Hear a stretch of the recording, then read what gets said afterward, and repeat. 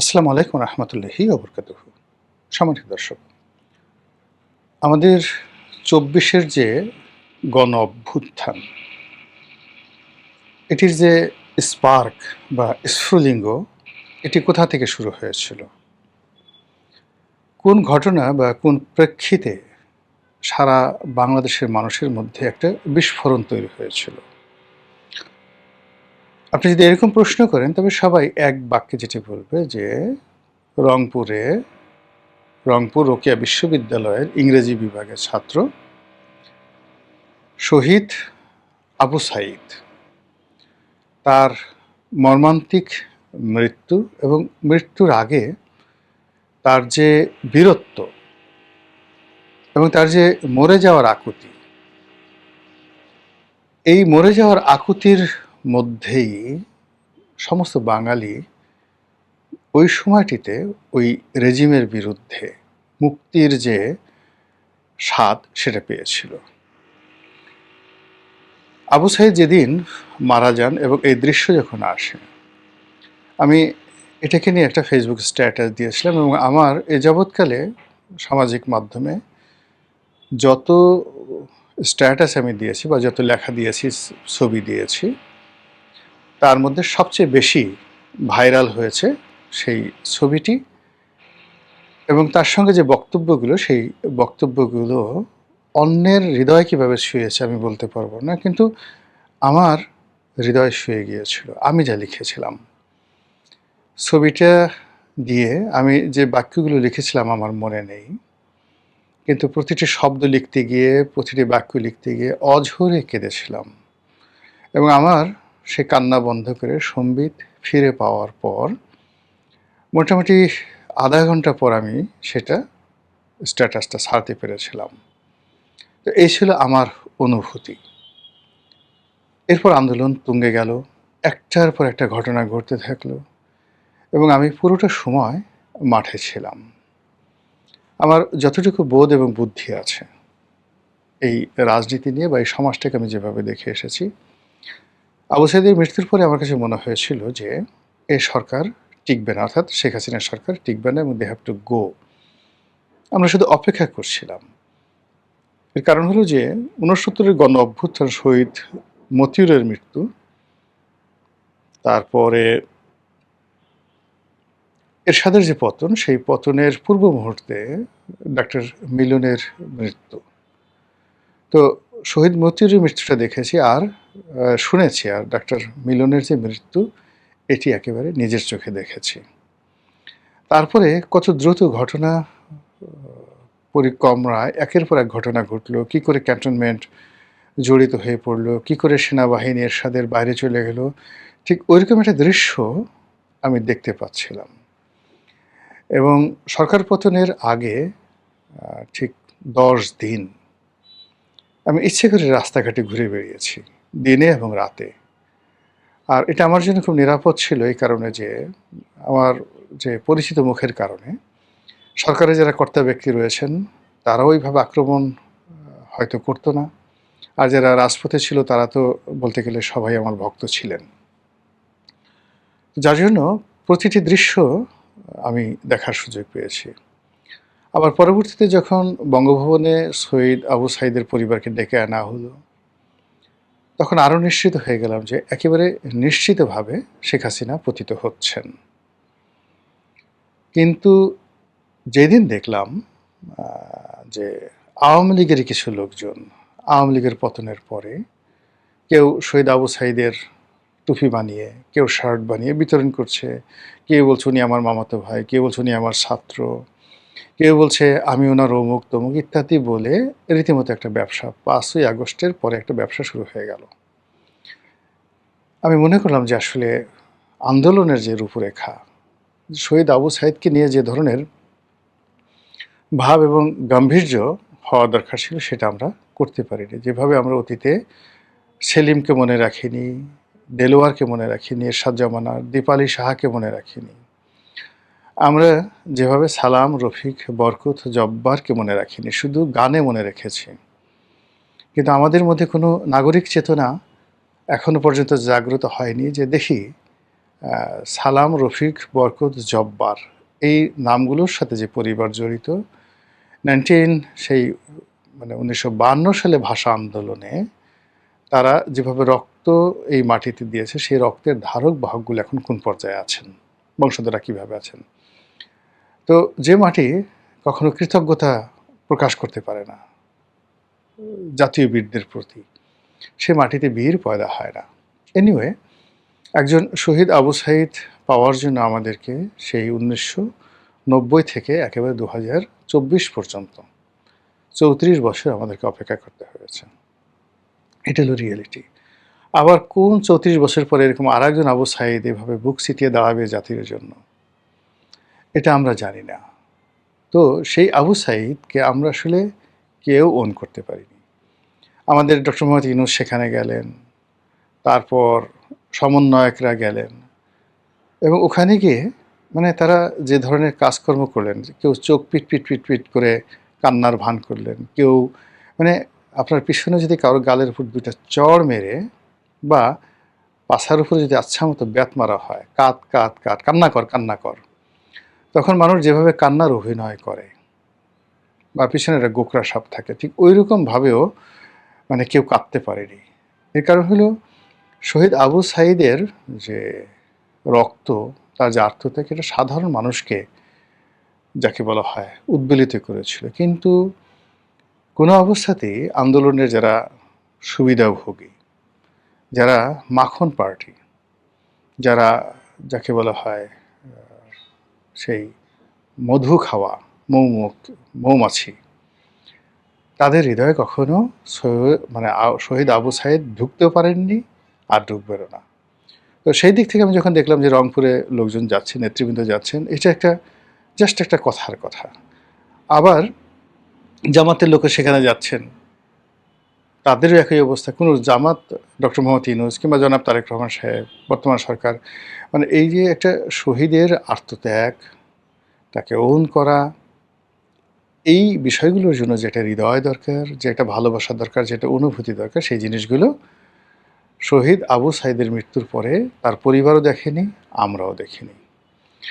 বরং তাকে নিয়ে যে কুশ্রী, যে বিশ্রী খেলাধুলা অতীতে হয়েছে এবং এখনো হয়েছে, সেটি হলো সে আন্দোলন করেছেন না করেননি, সে কি সৎ মানুষ ছিলেন না সন্ত্রাসী ছিলেন, পুলিশ তাকে গুলি করেছে না পুলিশকে সে গুলি করেছে, বিশ্বাস করেন এই ধরনের কথা শুনলে নিজেকে এতটা হীনমন্য মনে হয়, এত ছোট মনে হয় যে এই ধরনের কথা শোনার পরে কোনো মানুষের আর দেশের জন্য কাজ করার আগ্রহ জাগবে না।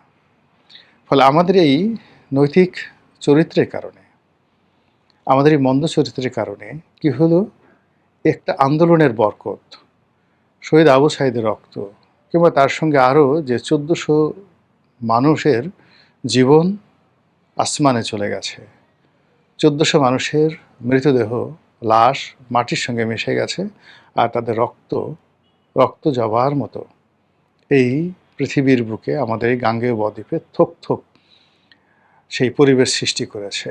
সব কিছু কি আজকে মাত্র 2 বছরের মাথায় বৃথা যেতে বসেছে? কেন? আমরা কেন বলতে পারছি না যে আজ আমরা যারা ক্ষমতায় আছি, কিংবা এই বছর 2 আগে যারা ক্ষমতায় ছিল, বা এখন যারা ক্ষমতার পাদপীঠে লম্ফঝম্প করছে, এদের একটা বিরাট অংশ, কেউ রয়ের পিছনে ঘুরেছে, কেউ ইন্ডিয়ান অ্যাম্বাসির পিছনে ঘুরেছে, কেউ আমেরিকান অ্যাম্বাসিডারের বাসায় দৌড়াদৌড়ি করেছে, এতটুকু সর্বোচ্চ। কেউ ডিজিএফআই, কেউ এনএসআই, কেউ এসবি অফিসে গিয়ে বসে থাকছে কিছু টাকার জন্য, নিরাপত্তার জন্য, অথবা তারা ডেকে পাঠিয়েছে তাদের কাছে হাজিরা দেওয়ার জন্য।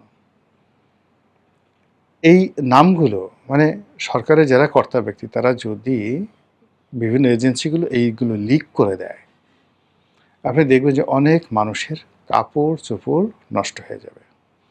ইদানিং আপনি দেখুন যে জুলাই আগস্টের বিপ্লবের যারা নেতৃবৃন্দ রয়েছেন, তাদের মধ্যে কামড়াকামড়ি শুরু হয়েছে।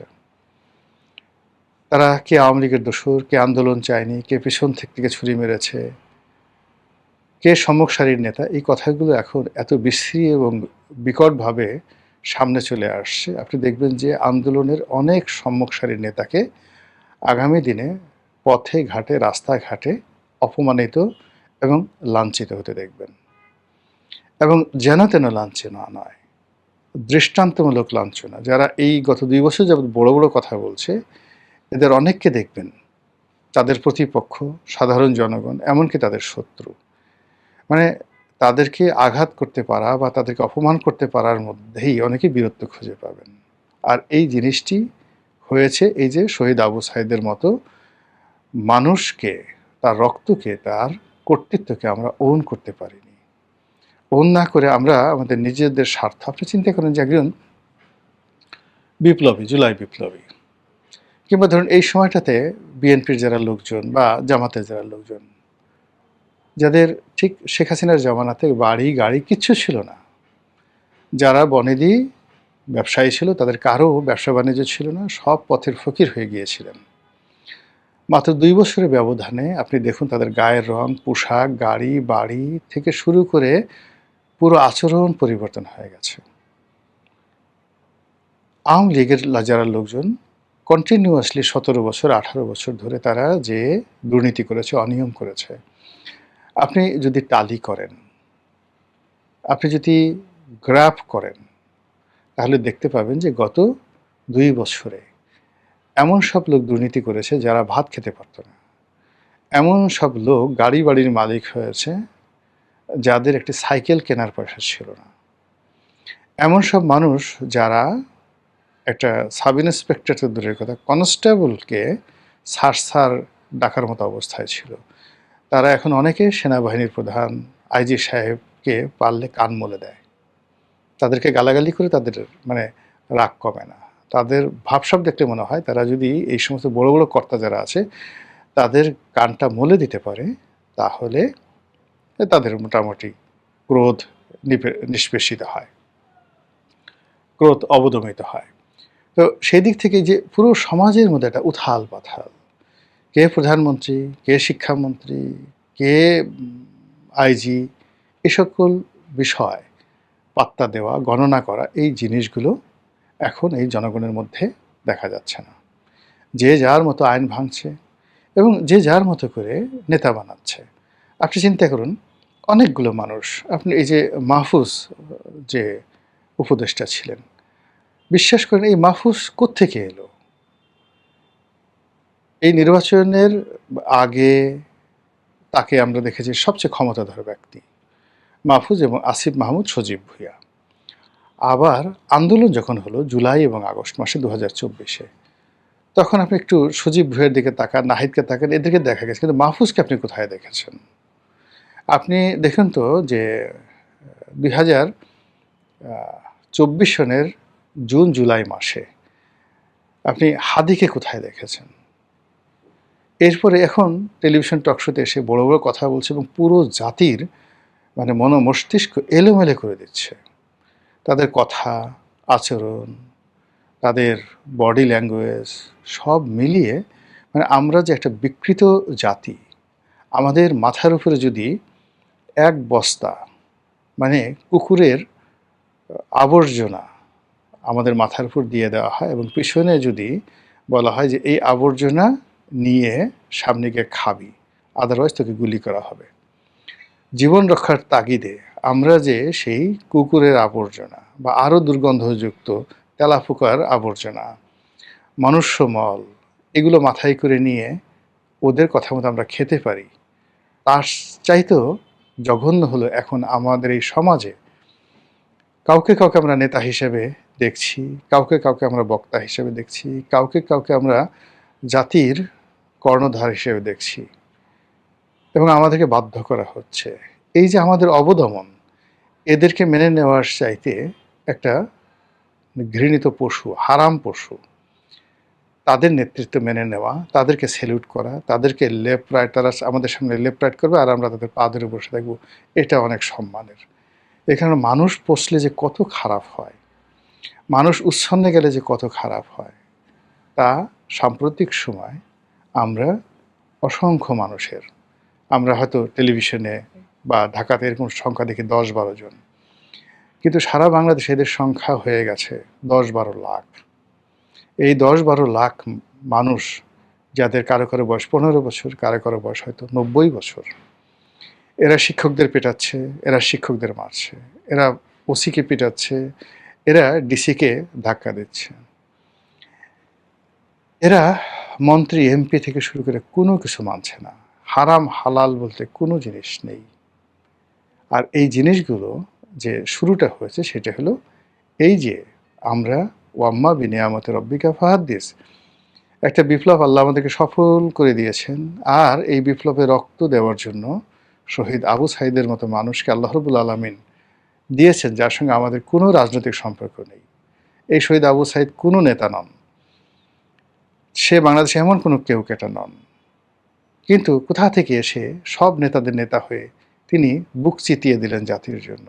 একে আল্লাহ পাঠিয়েছিলেন। আর আল্লাহর পাঠানো সেই নিয়ামতকে আমরা আমাদের দুর্নীতির দ্বারা, অনিয়ম দ্বারা, অবাধ্যতা দ্বারা, আমাদের অপকর্ম দ্বারা এমনভাবে তছনছ করে দিচ্ছি, ফলে অভিশাপের যে রাহুগ্রাস পুরো জাতিকে যেভাবে গ্রাস করেছে, একমাত্র আল্লাহই জানেন এই রাহুগ্রাস থেকে আমরা কবে রক্ষা পাব। আসসালামু আলাইকুম রহমতুল্লাহি ওয়া বারাকাতুহু।